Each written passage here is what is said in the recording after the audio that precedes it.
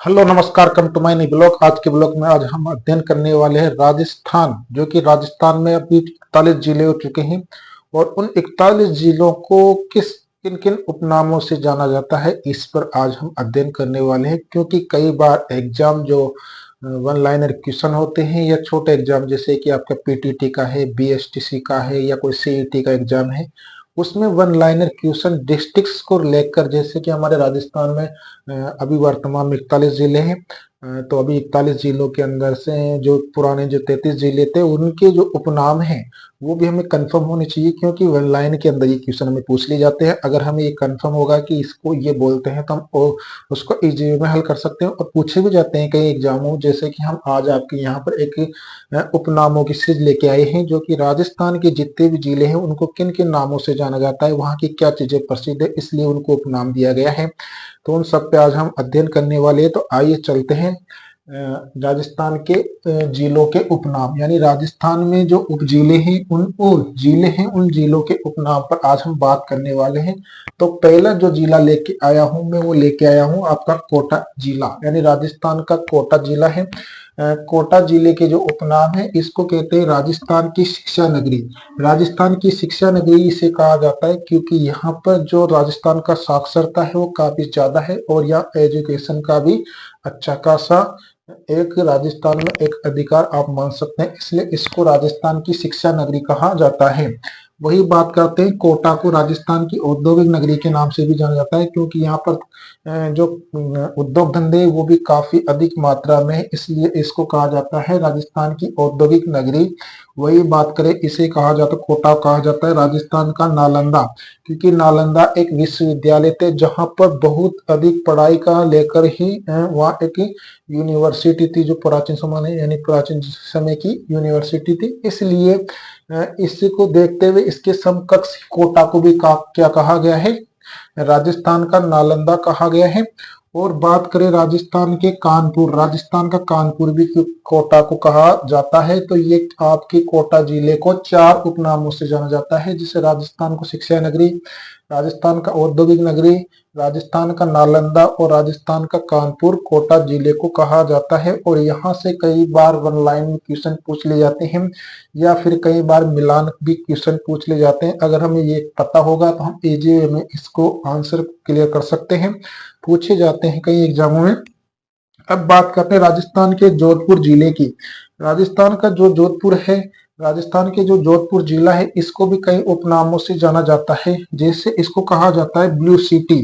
राजस्थान की blue city किसे कहा जाता है, अगर हमें पता होगा वन लाइन में तो हम बता देंगे कि जोधपुर को राजस्थान की ब्लू सिटी कहा जाता है। और राजस्थान की न्यायिक नगरी भी किसको कहा जाता है, जोधपुर को कहा जाता है।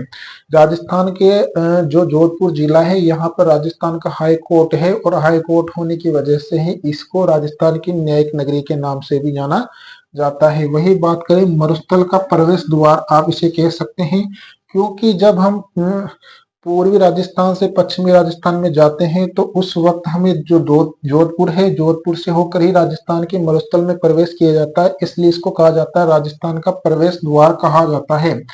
और इसे कहते हैं सूर्य नगरी। इसको ही, यानी जो जोधपुर है, इसको कहते हैं सूर्य नगरी, सूर्य नगरी कहा जाता है। वहीं दूसरा इसको कहा जाता है किलों का शहर, क्योंकि राजस्थान के जो ज्यादातर किले हैं वह जोधपुर जिले में ही बने हुए हैं, इसलिए इनको कहते हैं किलों का शहर भी कहा जाता है। और जोधपुर को कहा जाता है हैंडीक्राफ्ट, यानी राजस्थान के जितने भी कुटीर उद्योग है या लघु जो उद्योग हैं, उनसे रिलेटेड जो भी हैंडीक्राफ्ट हाथ से बनाने वाली जितनी वस्तुएं हैं वो अधिकतर जो हब बना हुआ है वो किसको बना हुआ है, जोधपुर को बनाया रखा है, इसलिए इसको हैंडीक्राफ्ट की सिटी भी कहते हैं। क्योंकि यहाँ से हाथ से बने हुए सभी प्रकार के जो वस्तुएं होती हैं, जो सामग्री होती है, जो खिलौने होते हैं, वो अधिकतर कहाँ मिलेंगे, आपको जोधपुर शहर में मिलेंगे। तो यहाँ से आपको कई बार क्वेश्चन पुटअप हो जाता है वन लाइन के अंदर कि राजस्थान की जो ब्लू सिटी किसे कहा जाता है। क्वेश्चन आ जाता है एक लाइन में, तो बताना जोधपुर को सूर्य नगरी किसे कहते हैं, जोधपुर को किलों का शहर किसे कहते हैं, जोधपुर को हैंडीक्राफ्ट की सिटी किसे कहते हैं, जोधपुर को। तो इस प्रकार के क्वेश्चन आपको एग्जाम में देखने को मिल सकते हैं।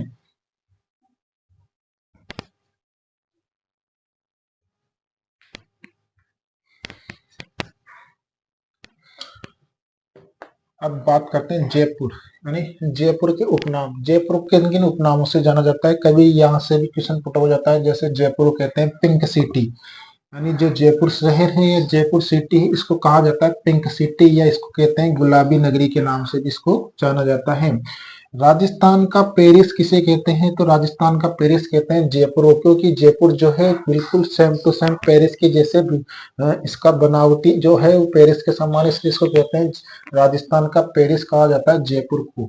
वहीं राजस्थान का आइलैंड ऑफ गैलरी, यानी आइलैंड ऑफ गैलरी के नाम से इसको सीवी रमन ने जयपुर को आइलैंड ऑफ गैलरी कहा था, क्योंकि इसने कहा था सीवी रमन ने कि जो जयपुर है बिल्कुल आइलैंड ऑफ गैलरी के समान ही दिखता है। वहीं बात करें जयपुर कहते हैं पन्ना नगरी, क्योंकि यहाँ पर अधिकतर जो कारोबार होता है पन्ना जवेरात यानी सोने चांदी का अत्यधिक कारोबार होने के कारण इसको कहा था पन्ना नगरी के नाम से भी जाना जाता है।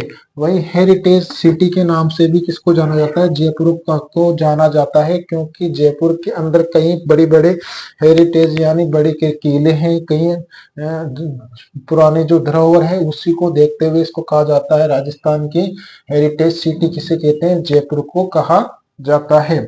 वही बात करें हम झुंझुनू जिले की, तो झुंझुनू जिले को कहते हैं सैनिकों की भूमि, क्योंकि राजस्थान में अगर सबसे ज्यादा अगर घर लार या प्रत्येक घर के अंदर कहीं आपको सैनिक देखने को मिलेंगे तो राजस्थान के झुंझुनू जिले के अंदर देखने को मिलेंगे, इसलिए कहा जाता है झुंझुनू को सैनिकों की भूमि कहा जाता है। यानी जो झुंझुनू जिला है उसको सैनिकों की भूमि या सैनिकों का जिले के नाम से आप कह सकते हैं, क्योंकि यहाँ पर प्रत्येक घर के अंदर आपको कहीं ना कहीं यानी एयरफोर्स में, नेवी में या फिर आर्मी में आपको वहाँ सैनिक देखने को मिलते हैं, इसलिए झुंझुनू जिले को सैनिकों की भूमि कहा जाता है। वहीं एक झुंझुनू का मंडावा तहसील या वहां पर एक गांव है जिसको कहते हैं हवेलियों का शहर, यानी जो मंडावा है इसको कहते हैं हवेलियों का शहर कहते हैं, जो झुंझुनू जिले में स्थित है।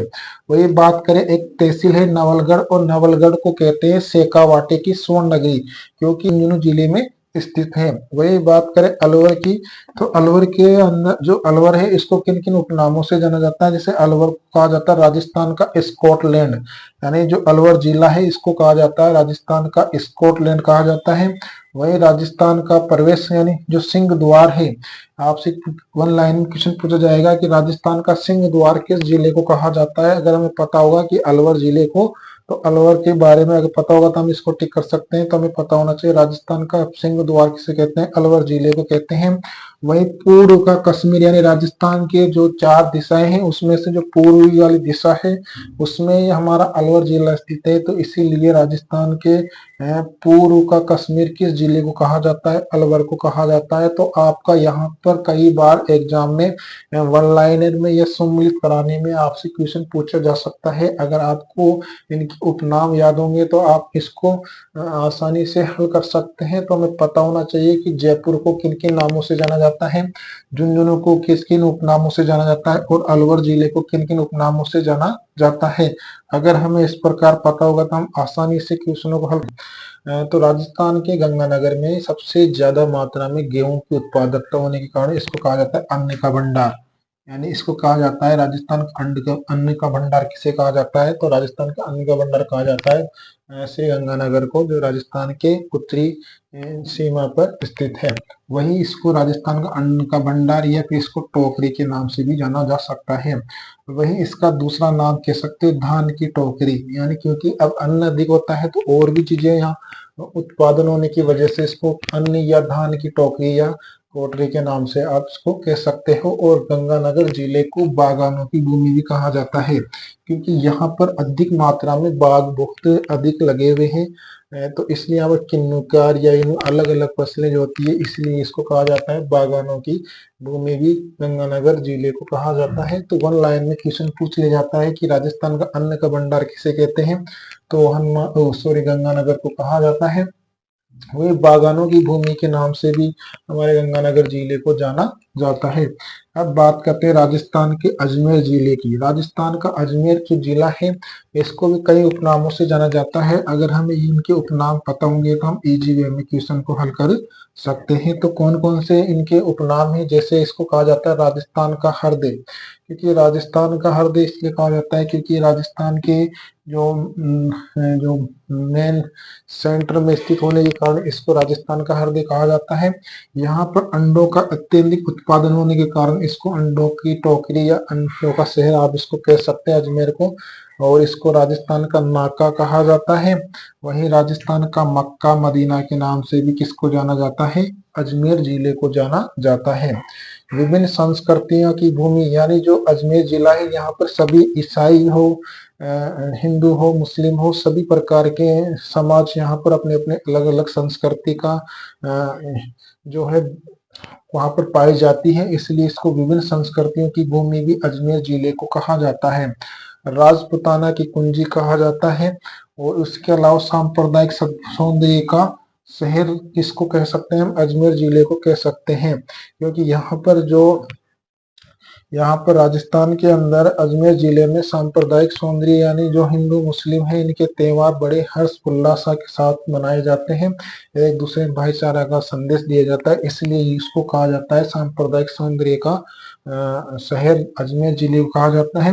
वही इसको कहा जाता है अरावली का अरमान भी कहा जाता है। यानी अजमेर जिला है, इसका एक उपनाम है अरावली का अरमान। कई बार क्वेश्चन पूछ लिया जाता है ऑनलाइन में कि राजस्थान का अरावली का अरमान किसे कहा जाता है, तो अजमेर जिले को कहा जाता है।